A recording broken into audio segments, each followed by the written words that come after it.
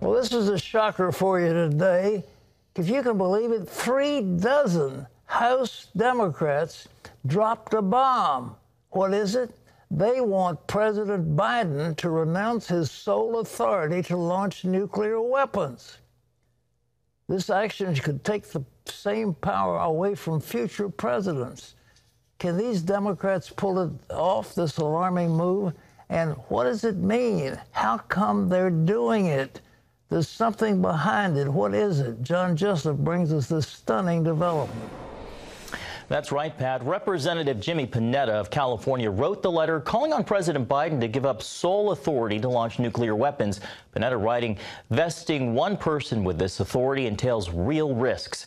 Past presidents have threatened to attack other countries with nuclear weapons or exhibited behavior that caused other officials to express concern about the president's judgment, end quote. About 3 dozen Democrats signed on to the letter. They want Biden to put in checks and balances in the nuclear command and control structure so no one person can launch a first strike. Among the recommendations, requiring the vice president or House Speaker to agree with a launch order. Critics are concerned the changes would weaken the power of the presidency as it would apply to future presidents. This is about more than just one man. It is about the presidency. It is about the doctrine of peace through strength that we talk a lot about on this program. And I oppose this letter because I do believe that no matter who the president is, they have to be vested in the authority to be commander-in-chief, to take care of the country, even if it is Joe Biden during nap time. And Pat, so far, no reply from the White House on this proposal. Question that people are asking, of course, Sean Hannity did a big deal of it. But are these Democrats really saying that the president's mental capacity is such that it's so weak that they cannot trust him any longer with that awesome power? Is that what they're saying? And if it is, what's behind the thrust to invoke the 25th Amendment that takes the president out because of incapacity? Are they saying that or not?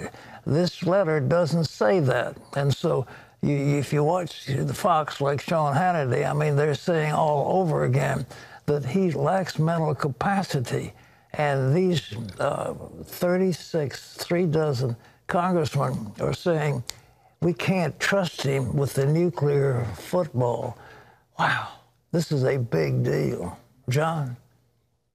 Pat, in other news, weeks after taking control of Congress, Democrats have started investigating the role of the media's reporting on the elections and the pandemic. Their target, right-leaning news channels like Fox News and Newsmax. CBN's George Thomas has more on the efforts to pressure TV providers to drop conservative outlets. Some say there's a war brewing against conservative media, while others argue it's just another example of Democrats trying to censor viewpoints or political speech they don't like or agree with. On Wednesday, the Democrat-led House Energy and Commerce Committee held a virtual hearing on, quote, disinformation and extremism in the media. When truth becomes a commodity to be traded upon for profit, and facts and consequences don't matter to those who report them, our democracy is undermined. Before the hearing, Democrat Representatives Jerry McNerney and Anna Eshoo of California wrote letters to TV providers, including Comcast, AT&T, Cox, and Verizon, demanding to know how they plan to stop what they called the spread of dangerous misinformation from right-leaning news outlets like Newsmax, One America News Network, and Fox News. Let me put it bluntly. Misinformation is killing Americans and damaging our democracy. Democrats accuse the outlets of being a destabilizing threat to the country and functioning as rumor mills and conspiracy theory hotbeds with their coverage of the presidential election and the global pandemic. Republicans on the committee pushed back, calling the hearing an attack on the First Amendment. Elected officials using their platform to pressure private companies to censor media outlets they disagree with? That sounds like actions from the Chinese Communist Party, not duly elected representatives of the United States Congress. In their letter, Eshoo and McNerney asked the TV providers to give their moral reasoning for allowing tens of millions to watch Fox News and other networks. They also asked if they'll continue hosting them and, if so, Why? Jonathan Turley, professor at George Washington University Law School, was among those called to testify. From the perspectives of free speech and the free press, the letter is not just chilling, it's positively glacial. Dr. Frank Wright of D. James Kennedy Ministries knows what it's like to be on the receiving end of censorship. Earlier this month, the ministry's weekly Christian program was forced off Lifetime TV after it aired, among other things, a pro-life special. The ultimatum we received was basically, your programming going forward must have all non-controversial topics in order to continue to air on our network. You know, if you're a biblical Christian these days, there's not much in the culture that's not considered controversial. And the censorship is happening online as well with big tech companies. This past Sunday, Dr. Ryan Anderson's book, which challenges progressive ideas about gender, was pulled from Amazon's cyber shelves. We're going to have to think through how we as conservatives approach both the governmental side and the big business side, because both of them seem to be hostile to people with traditional American values. The House Energy and Commerce Committee will hear next month from the CEOs of Twitter, Facebook, and Google. George Thomas, CBN News. An investigation stirring a lot of reaction. Pat, back to you. It's just absolutely shocking. You know, the First Amendment it was Congress shall pass no law respecting the establishment of religion or prohibiting the free exercise. All right. That is the government. There's a prohibition against the government. But if members of the government, namely House representatives, can send chilling letters out to members of the media saying, please explain why you are carrying these programs, that, in a sense, is a violation, in my opinion, clear of the First Amendment. And the fact that these people would take it upon themselves to send a letter to a media, and if a media guy gets a letter like that, what's he going to do? You think, well, I'm just going to ignore it. Of course he's not, because these people have enormous power over them. There is a huge amount of money at stake, and there's all the freedom that goes along with being in a free society. But this is, Jonathan Turley said, it's not just chilling, it's glacial. It's unbelievable that this will happen.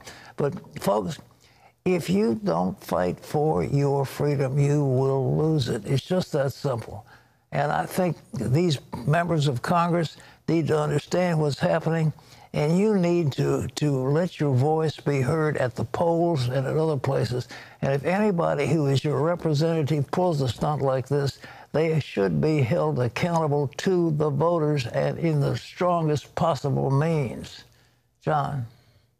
Pat, even before today's vote, Democratic House leaders are celebrating the expected passage of the Equality Act, the first step toward landmark LGBTQ legislation that critics say would crush religious liberty.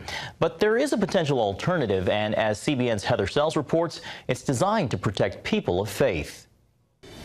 The Equality Act rewrites the 1964 Civil Rights Act to include sexual orientation and gender identity, but it also tramples on religious belief. The Equality Act isn't just neutral towards that, it's actually quite hostile towards religious freedom. Republican Congressman Chris Stewart is leading a bipartisan alternative called Fairness for All. Most of us are in a position in life now where we want to guarantee the civil liberties and the freedoms of all Americans, including LGBTQ Americans. It would protect gay and transgender people from employment and housing discrimination while also protecting people of faith. There's room here to find an area where both can be accommodated, where both can be comfortable. The Equality Act doesn't do that. Fairness for All will. But many in the conservative movement, like the Heritage Foundation and the Family Research Council, argue Fairness for All doesn't go far enough. What we need to do is we need to allow people to continue to live their lives according to their faith. And if someone is deprived of their rights, then we deal with that.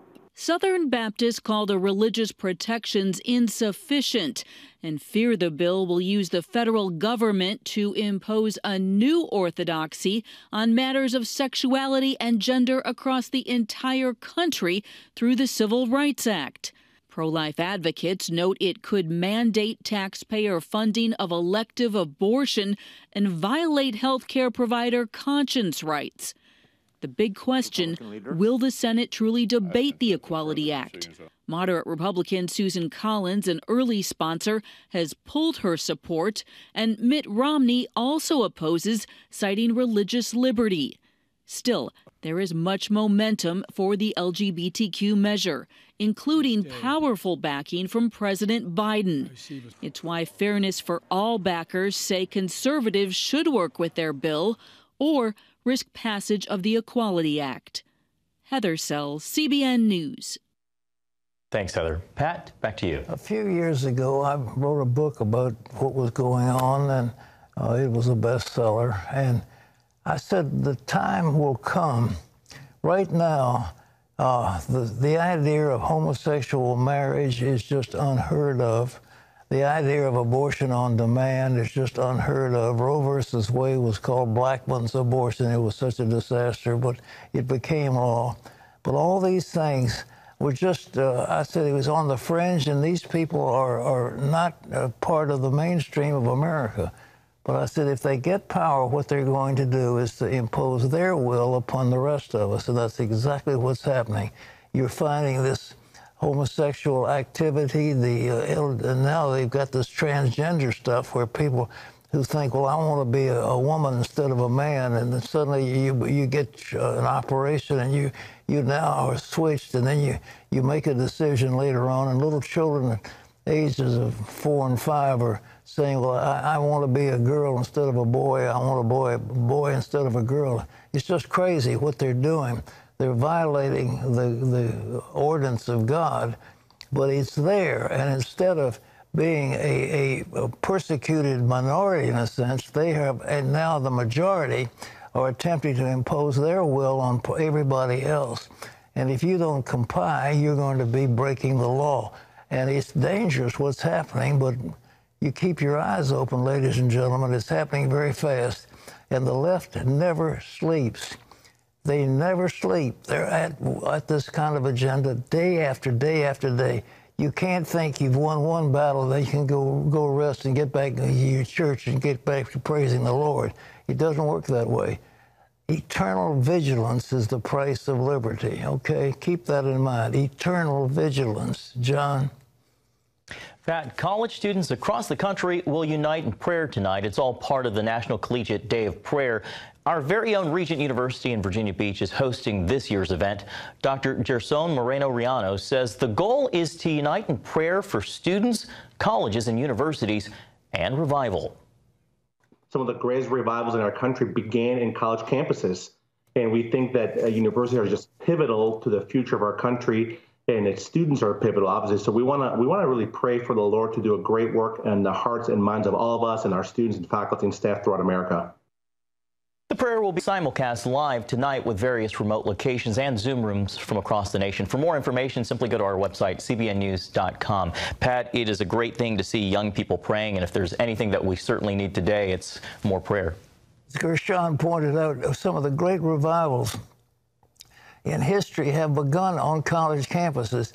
Young people are seeking God, and we're seeing it at Regent. The intensity of spiritual life is at the highest level I can imagine. These young people are praying in their dorms. They're praying with each other. They're crying out to God for revival. And when the chapel was open, they used to fill the chapel up and were lying on the floor crying out to God. I mean, it was a beautiful thing to see. And God will hear the prayers of these young people.